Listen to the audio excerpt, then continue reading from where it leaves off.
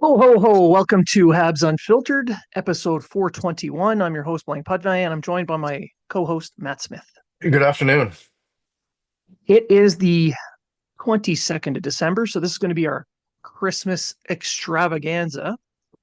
But before we get into, you know, talking about Christmas movies and favorite Christmas treats, we're going to start it off with some hockey talk. So the Canadiens just swept their home and home series with Detroit. And they're going to be set up to go on the road now for I think it's 6 straight games. But why don't we just take a look at that series now? Matt, when you were watching this, what did you think? I think some players really stood out. One of them is Jake Evans. He's he's made the fan base start talking a little bit more about whether this guy is going to be somebody that's going to be part of this rebuild and part of this team moving forward. A lot of people were saying that just based on his play, that he would be a valuable commodity at the trade deadline, and they can get max value for him. But you know what? Like, he has kind of carved himself into a specific role. He is, a good defensive center. He's putting up, as of right now, he's putting up career numbers. He is scoring shorthanded goals. He is playing in a bigger role than what he needs to be. But again, he's carved out this kind of power or penalty kill specialist role.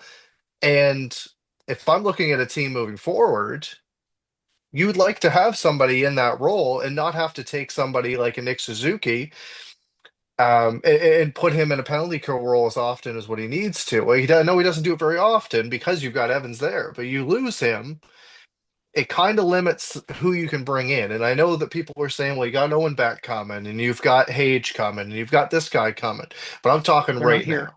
They're not here right now. So he's making 1.7 million at the end of the season. It's a value contract right now for what he's brought to the table.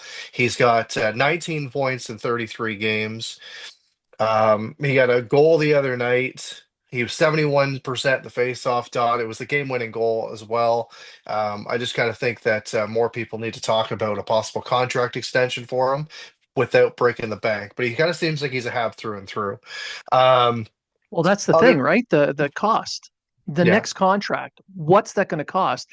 And whatever it costs, is it worth keeping him on to that's pay him? Like true. right now, That's true. before before the season, the talk was 2.5 million Right, thereabouts. But right. now with him on a tear, on a career year, 28 years old and doing well in the face-off, can play up and down the lineup. That's likely going to be worth more than 2.5 to him and his agent. Yeah. So what's the cutoff? I'm just kind of wondering if they get to it early, if they can get a better deal. Possibly, Right. possibly. It's hard to say.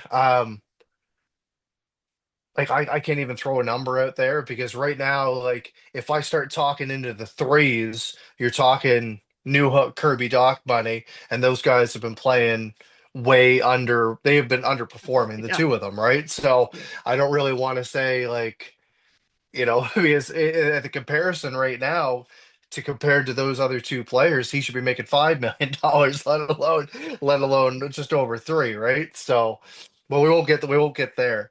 But going back to the series, I just thought that they competed. I thought that Sam Montembeault, he was forced to play both games because it kind of seems again like they've lost confidence. And you can look at it either way. You can say that they lost confidence in the goaltender, or you're just riding the hot hand. I believe he's played 9 or 10 games in a row now.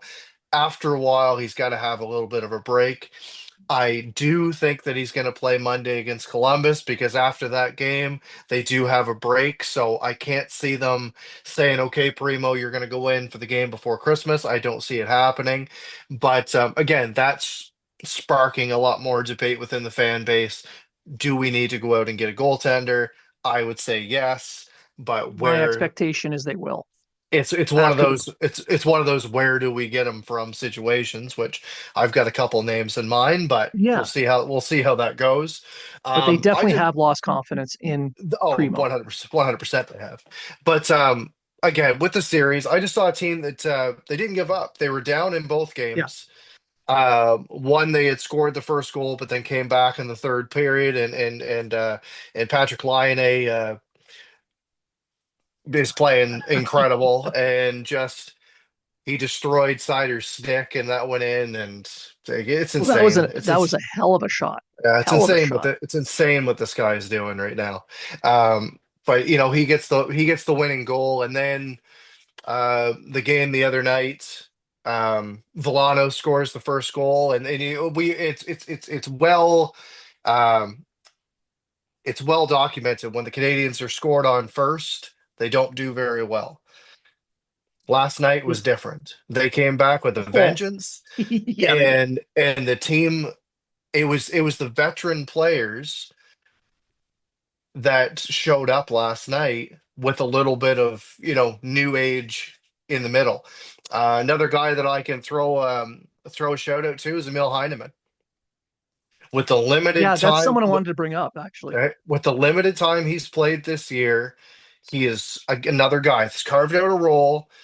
And it is, unfortunately for Pizzetta, it's cost him his job. It really has. It's cost his job in the lineup because you have a guy that can Pretty not much. only put the puck in the net, he can bang a little bit. He's not going to be the guy that's going to be dropping the gloves and everything, but he's going to be a guy that can go into the corners, create space. You don't see a lot of fourth line players, and you can argue if he should be on the fourth line, but you don't see a lot of fourth line players on the power play, whether it be the No, second that's power play or true. not, right? That's true. And with Heineman, we're looking at a guy who he's a rookie, yes, but he's big, he's fast, Yes. he's got an excellent shot, he's solid defensively. He is kind of like uh, the newest version of Arturi Lehkonen for the Canadians. Right, right, He's someone you can rely on.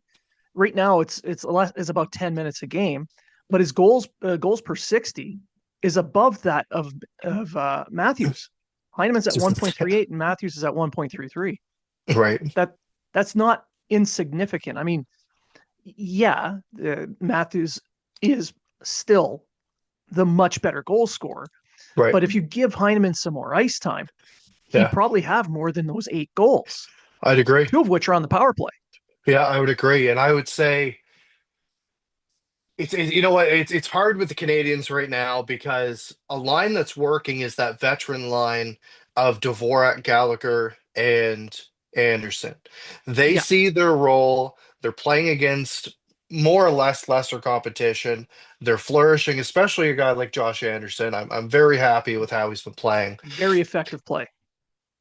But the fourth line at the same time is looking quite good. Again, yeah. The first line has kind of been a little bit more rejuvenated, and it's been that second line pretty much the entire season. What do we do with Newhook? What do we do with Doc? And now you've got a guy in Line that you're trying to unlock that, not even unlock, you're trying to unleash offense that he has. And I just feel that right now that line is bringing him down. Well, you look at the weekend. The the Canadians basically controlled play from start to finish. Uh, Yeah. Three of the lines have a Corsi share above 75. One line out of those four, their Corsi share is down towards 25, 30. Guess which line it is? I want to say it's the second line. Yeah, yeah. Yeah. And that's, it's not line A really. Yes, Newhook's playing he's underperforming. Doc, I don't know, he's having a really hard time this year. Yeah. And line A, I mean, yeah, he's scoring a lot of goals, but they're all on the power play, and he's not Yeah. quite up to snuff yet. But that shot is just so friggin' lethal that he's still being able to make an impact. That's the beauty Yeah. of having a star player, an elite Right. shooter like that. Right. So you look at that, you look at that line, they're kind of dragging everybody down. Yes, uh, there's got to be a solution to that. Is that bringing up Heineman, putting him on the line, moving Newhook down, finding a different spot for Doc? I don't know, but Yeah. But uh, but who plays center? That's the thing, exactly, exactly. right? That's the problem. That's why the issue with Evans is so hard to figure out Yeah. because there's almost no depth yet at center for the Canadiens. Yeah. So As I said, Heineman, I wouldn't do anything with that third line at the moment. But the no, thing you don't touch is, that. do you take Evans and take him away from that role that he's in right now and elevate him to playing more minutes on the second line, which one increases his value, which may or may not be a good thing for the Canadiens or to sign him. But it's gonna make him play more minutes, and he's Mhm. gonna be still playing that PK role, Yeah, and here's the thing with you looking at that one line that's dragging down the team. Their best bet is to just leave the lines as they are, which but is probably what they're increase gonna the do. minutes. Yeah, but Yes. increase the minutes that Yeah. the so-called fourth line Yeah. and the third line are playing because Yeah. both those lines are playing very effective hockey. Yeah. So The only thing that I it'll don't give Heineman that graduated Yeah, play against higher the only thing I competition don't too. want to see though, the only thing I don't want to see though is you got Patrick Laine in there. Some Yeah, people are don't cut his chirping ice time. in. Some people, yeah, don't cut his ice time. Exactly. A lot of people are starting to chirp in and say, "Oh, he's only a power play guy. He's only this. He's only this." This is what we've seen so far. But look at the players that he's playing against, and look at or the not or the players he's playing with, and what they're the seasons that they're having. I don't think that Laine is ready to go up with Suzuki and Caulfield just yet. I wouldn't. No. I wouldn't do that just yet. But if he can continue doing what he's doing on the power play, and I'm not going to say reduce the minutes, but maybe throw him out on a shift here and there with, an offensive zone face-off or something like that, and throw him out there with the top line or something like that, just to get his minutes up a little bit more, and to use that weapon that he's got, right? Because he hasn't even played 10 games yet. We can't Right, be you can't be expecting the world out of a guy who missed nearly an entire calendar year right, and want him to right, be back up to all-star elite status 10 games in. right, right. But so far, the Montreal Canadiens fan base has embraced this guy to no end. Yes. He has taken the city by storm. I have old-fashioned paper here with some with some stats. So his eight power play goals. He's got 8 power play goals and assists in 9 games. He's brought the power play up to 12th in the league. And I wrote down the penalty kill number as well. It's 10th in the league. Okay. I think a guy like Carrier, shout out to him because I think he's played very well in the last 2 games. He's going to help that number as well. His 8 power play goal ranks him second in the league in 9 games. Um, He's got more he's t power play goals in this time frame than most than teams. most teams, exactly, which is insane. He's tied for fourth in goal scoring on the team with Heineman. And my question to you: is he a key piece of this rebuild? You got to think he's only 26 years old. Yeah. It key piece to the rebuild. I think this was one of those let's give it a shot Yeah. and hope he becomes the Canadians version of Panarin. But if he can continue down the road that he's on right now, Yeah. he's making players around him better. He's making that power play absolutely lethal. It is becoming a little bit predictable, but it's still puck's still going in the net. And I did like the other night when they didn't score. And there was that one sequence that they were really moving the puck around. Mhm. When he broke his stick and he had to go to the bench, everybody kind of circled around and Suzuki took that spot. And then Caulfield Yeah. came around and it wasn't just guys staying stagnant. Like the puck was moving very well. Very And dynamic. it Yes. was very dynamic. So if it continues going this way and they can even bring in a second line center in the offseason, do you think Patrick Laine is a piece moving forward that is going to be part of this rebuild? Well, he's definitely going to be with the rebuild for the next year, Yeah. next season as Yeah, well. well, yes, But yes, yeah. depending on what he does he return to the form he had in Winnipeg at the start of his career, Right, or does he kind of peter out? Because that'll right. make the decision for them. Because at Yes. 8.5 million, he's the highest paid forward. Right. and he's going to want likely 9 million if he returns to form. Right. So I'd be willing to pay that for a guy who can score 44 goals a year, Right. 100%, especially one that made the Canadiens power play jump from about 20% to 26% Right. in just in the 9 games that he's played. So yeah, I think he could be. Absolutely could be. We haven't quite seen him get to that level yet, but he No. is a game breaker on the power play, even at, I guess, 50%. Yeah. If you put the right players with him, or even the right center with him, I think that he's going to take that jump, and then you're going to see the even strength points coming, and I think sky's the limit for this guy. Like again, he's only 26 years old.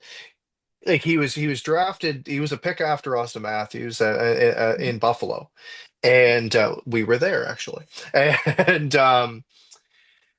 I think that he's full of potential, and you've got a guy in Hudson that can pass the puck like he does, that can put the puck on his stick. No. I think, and you know what, this might be outlandish. I don't think it's outlandish. You know what?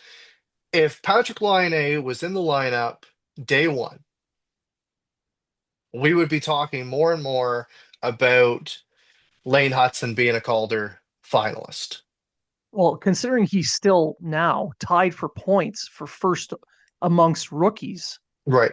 with Mitchkov as a defenseman, he Yeah. should be getting some talk He for should the be. He Calder. should. He should be. Right now, it's tough to think because you've got Mitchkov, you've got Celebrini, you've got Hudson, and then you've got Dustin Wolf. So one of those guys is going to be the odd man out. It's going to depend on the way that you look at things. But right now, Lane Hudson's, I believe, fifth in the league in assists amongst defensemen scoring, and he's Yeah. 12th in points, only with one goal. He has points in every game in the month of December except for Pittsburgh. Mhm. Like this kid is doing very well. His defensive game needs work. It's well Well, of documented. We know course. that. We know that. We know that. Believe us, fan base. Believe us, any other fan base that's listening to the show. We know this. But if he keeps up what he's doing now, he will be a nominee. I'm not saying he's Yes. going to win, but he will Right. be a nominee. Right. Um, and back to the Laine issues, him coming back and the addition of Carrier puts everybody back into a role that they can fill, where they're Yes. they're capable of playing, Yeah. where they're better suited to play. Well, with the exception of Doc and Newhook right now with their play, but for the most part, the team, everybody is in the right chair, Yeah, and I'd say so. that kind of, and I think that's where this weekend showed where the Canadiens are. They were very, very good this week, and I think it has a lot to do with the fact that the team is finally healthy. For the Yes. first time in 3 friggin' years, they've been able to ice a healthy lineup. Now, they're not all playing to their best, but No. everybody's in the right chair. Carrier is there, and he is really his arrival opens up a lot of possibilities for Gooley, and it Right. it lays everything properly in place on the blue line. It does. I'll ask you one question because it's on social media, and I've kind of called it out a little bit as well. Would you keep Hudson with Matheson For now, yeah. for now?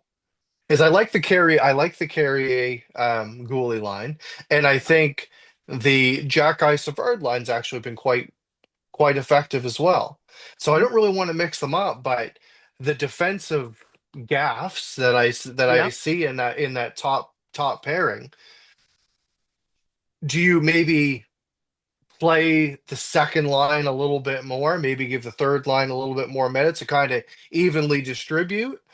And then you've got power play one goes to Hudson, power play two goes to Matheson to kind of increase those minutes. When they're on home ice, I think this the way that it's set up now works. Once they're on the road, however, and they can't pick and choose their matchups, that's Right, when I think they're going to have to make a change, putting Savard back up with Matheson, and maybe move Hudson down with Jackeye, so you can right, play third pairing. So right. you're not, because his defense still requires some work.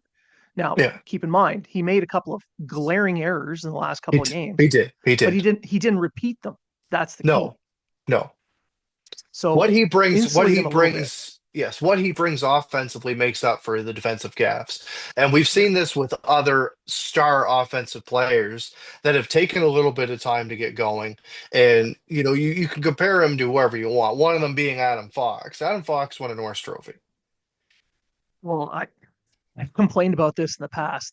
The Norris Trophy is no longer best defenseman. It's just That's the very best true. scoring defenseman. And you know what? I'd love to see them bring in an offensive defenseman trophy. I would really love to see it. Keep it the Norris and then just bring in the Hal Gill defensive defenseman trophy. Right, right. It's just a trophy Just of a him guy laying on laying the down. ice. Yeah, exactly. You know what? that's the one I'd want to win. Right? Right? Yeah, No, but overall, I mean, since they've been healthy, and I think this is why they're back so-called in the mix. They're 7 points out of a playoff spot, but they're going to be yeah, playing meaningful games in March. yeah. It Having the healthy lineup has really made a difference because before they were all healthy, they were letting in far more goals per game than they were scoring per game. Now it's the opposite. Their goals per game have skyrocketed, and their goals Yeah. against per game have dramatically dipped. Well, the thing that sucks for me is talking about being in the mix is they're playing in the toughest division in hockey. Oh yeah, they're not And making the playoffs. so they've hopped over Buffalo, who've now lost what 13 games in a row? I don't know, 27. Who Right, knows 13 now? games in a row. They've hopped over Detroit with winning the home and Yep, home. yep. But the Sens have won like 5, 6 games in a row right now. Boston is kind of one of those. One of They're those holding teams on. that they're holding on.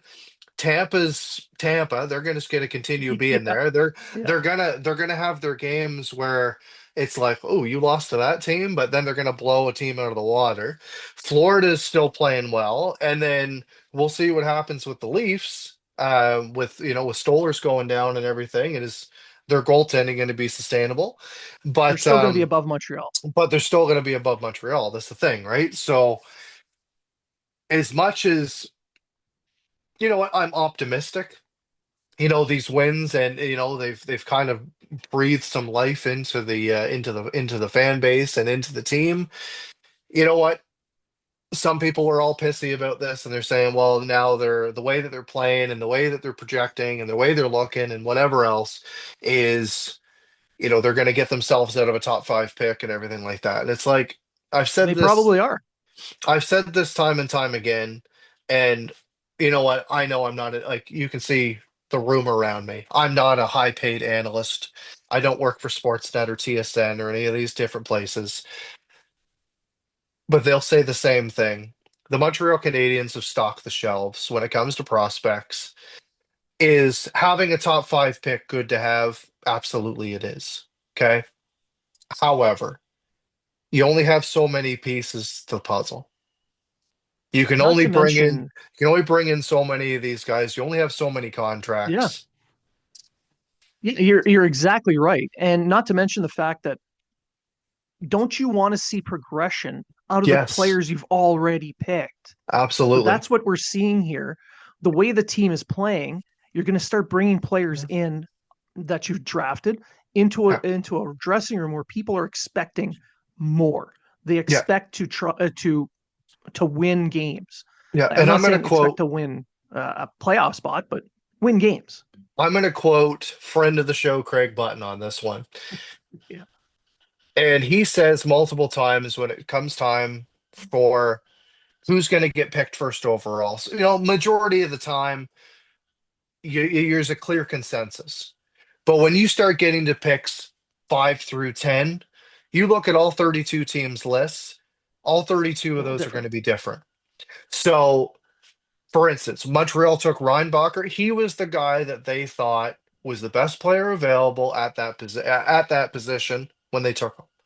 I want to be clear that's not a reach because he was ranked to go seventh, I believe, Right. So he was the best player available to the Montreal Canadiens. He might not have in been their on view. paper, Yes, and it's all in their view. So for instance, last draft, they identified a player in Michael Hage.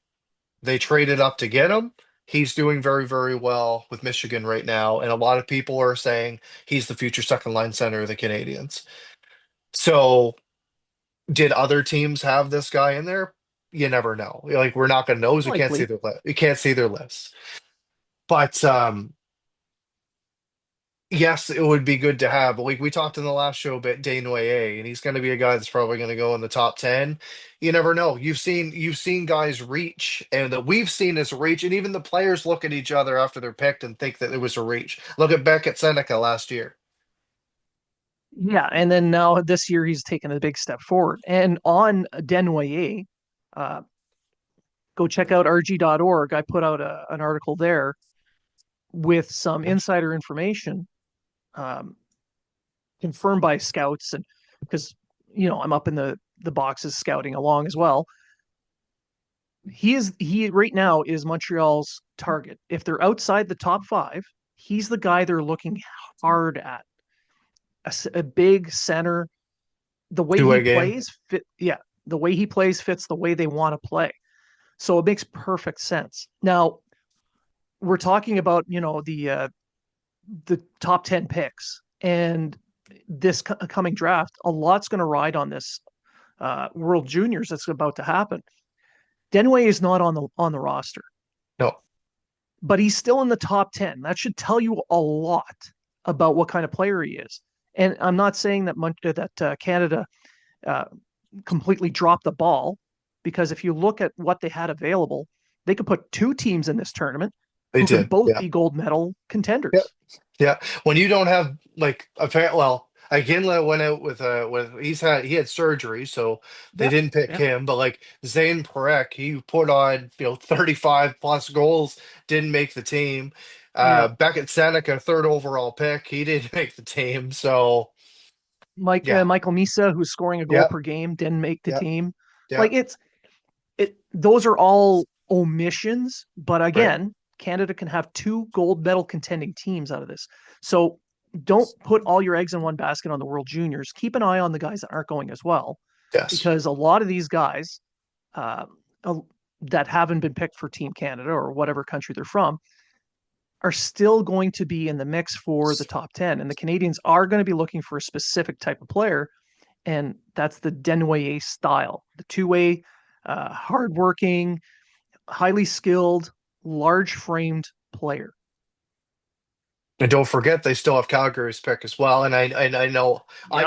I could read this 30 times and not be able to understand the schematics of that pick with the Panthers and with the Flames. And if the sun goes up in this part of the country and then somebody eats a duck in this country and whatever else, whatever it needs to take. Yeah. But it's insane. But we can hope that they get that other pick, and then they'll have two picks in the top 15, top 16. Exactly. And who's to say they can't just take those two picks, package them up, and move up in the draft if they identify Exactly, someone else? exactly. So they're at the point now where it's not about the quantity, it's about getting specific quality, but quality that fits what they're trying to build. Like, you're not trying to draft just the best player available, you're trying to build a team. So what Yes, roles are missing, what roles need to be backed up? Obviously center is a big one for the Canadians, so yes, expect them to look at centers. yes, It just makes sense. Some teams yes. are going to look at defense. Right, Again, every team's list is going to be different because of that. Needs do exactly. factor in. I could see them going center heavy, or even forward heavy. Yeah. Yeah, exactly. But all right, so the Canadians are where they're at now. They're moving up. It's going to hurt their top 5 pick chances, but who gives a shit? Because Yeah, I'd rather be watching a team play well and win a yeah, few games than just suck ass all year long like we've been watching for the last couple of years. absolutely. And it helps the players that are there, to It be brutally does. honest. If they've got the fan base behind them in Montreal, it's among the loudest arenas in the league, Oh, yeah. right? And you've seen it in Lion A, and he got his hat trick. The place went absolutely crazy. Not to mention a team that's starting to play well the way they are now and winning some games. And granted, they're games they should be winning, but they're winning those games before they weren't. And you got the storyline of Line A, and you see all these other players that are there, and every single person on the team is just raving about how great it is in that room. Uh, if you want UFAs to sign, Yeah. that's the kind of stuff you need Yeah. to see. Keep that talk coming. Yeah. You Yeah. need to see the team winning games. You need to see progression. You need to see players enjoying themselves and raving about the city and the fans. And that's how you become a destination. There's no palm Yes. trees in Montreal either. No. It's just this is how it has to be done. Right. So you can wish for a top five pick all you want, but this what they're doing now in the long run, I think will be better for the team. Yes. So that takes us to the last few minutes that we have. Um, and it is our Christmas extravaganza. So Merry Christmas, Happy Hanukkah to those who celebrate, Kwanzaa, Festivus. Trege's not here, so we can't do our airing of grievances, but we can talk about Christmas movies. Um, Yeah. everyone's got their favorites, but I think we could share a couple of ours. Um, what is your favorite Christmas movie to set you off for that happy holiday? You know what? I can't say that I watch a lot of Christmas movies anymore. But I remember watching The Santa Claus with Tim Allen. And Oh yeah. I have the box set at my house. So yeah, that. I would say that, and then for the people that say that it is, that say that it is, and I'll go with the Die Hard. I'll go with Die Hard as well. I'm gonna throw Well, I that in. mean, is it Christmas until you see a terrorist die? I mean, Exactly really? right. So I'll say those two. I'll say that. So I'll say the Santa Claus series, Yeah. and then I know some people are listening right now and be like, say Love Actually, but I'm not saying that. No, no, that no, lame. And I'm gonna say, Uh, don't look at my DVDs at home because it may or may not be yeah, exactly. I mean, I've seen the movie, but you know, there. not real, not my thing. I'd rather Yeah, be able to sit and watch movies with my kids too. that's So right. movies like obviously Christmas Vacation, Right, Elf, but for me, I love watching um, A Christmas Carol. You know, the Scrooge story. right. The original one. The original, yeah. Well, Yeah, hell, the one from the '70s. Like I yeah. to be animated. I really just enjoy that story. So for me, that I need to watch Christmas Vacation, then I need to watch Scrooge. Usually, I always throw in Scrooged with Bill Murray as well because That's a good one. Yeah, who doesn't who doesn't like Bill Murray, right? Elf, those kinds of movies. But the but again, Die Hard for me is that little off the wall one, that's right. a little bit. But Trading Places as well. People don't realize that, but Trading Places happen over the holidays, so you can technically call it a Christmas movie. So I've Or been able Home to get Alone. away with. Now, honestly, I don't like Home Alone. I mean, it's still a Christmas setting, right? It's still a Christmas setting, but I see Kevin McAllister as the villain in this movie. Yeah. He's a sociopath. Yes. I don't want to be giving my son ideas. All right. Is there anything you wanted to say prior to the finishing off of the show? The only thing I'm going to say is, as this will be our last show before Christmas, thank you everyone that's continued to support us. I know that we've had some times throughout the year that we have not been around, mostly due to deployments and our real jobs. But I want to say just thanks to everybody for all the shout outs and for just supporting us as long as you guys have. You guys are the ones that make this fun for us, that make us want to continue doing this. Love the interactions. We're on every social media platform that you can think of. So make sure that you hit the subscribe button, follow, to make sure that you get this content that you guys have continued to support. We're looking forward to the new year and some different bringing in some different guests, etc. Those are all work in progress. But the only thing I'm going to say to everyone, Merry Christmas, and whatever uh, faith you celebrate, whatever if you don't celebrate Christmas, I hope you have a fantastic December 25th. And everyone just stay safe over the holidays. Don't drink and drive. Don't do anything stupid. We all want everyone to be safe during the holidays. And yeah, just Merry Christmas and Happy Holidays. Oh my God, you said happy holidays. World ends. World That's ends. right. Oh That's wait, right. that's And Habs and tons Builders of is holidays. Habs and Builders canceled. Yeah, they're too woke. Yeah, too woke. Um, no, I'm just gonna echo the same sentiments. To anyone who doesn't celebrate Christmas, I know there's Hanukkah, Kwanzaa, Festivus. I'm not kidding. People actually celebrate Festivus. Like when my neighbor across the street has the Festivus pole up in the yard, and we were invited over on tomorrow to go air our grievances together. Basically, we're just gonna get drunk in his front yard.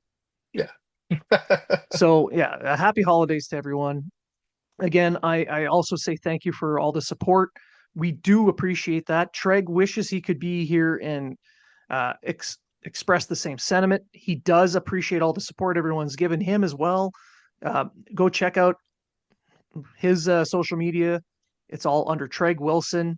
You know it's real because there's shirtless pics of him. Um, so I just want to thank everyone for tuning in. Thank you for supporting us. And remember, if you're talking about it, so are we.